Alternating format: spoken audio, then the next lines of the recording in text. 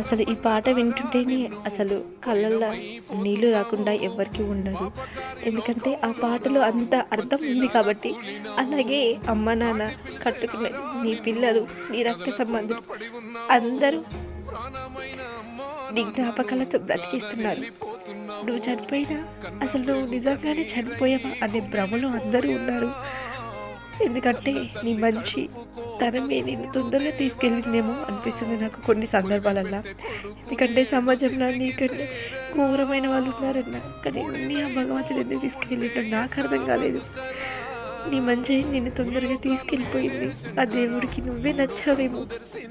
శివయ్య అని పేరు పెట్టుకున్నావు కదా, అందుకే శివయ్య నిన్ను తీసుకెళ్ళాడేమో అనిపిస్తుంది కొన్ని సందర్భాలలో. కానీ నువ్వు చనిపోయి 2 సంవత్సరాలు అయిపోయింది. నీ జ్ఞాపకాలతో బ్రతికేస్తున్నామన్నా ఇంతకు మించి ఇంకా మాటలు రావట్లేదు.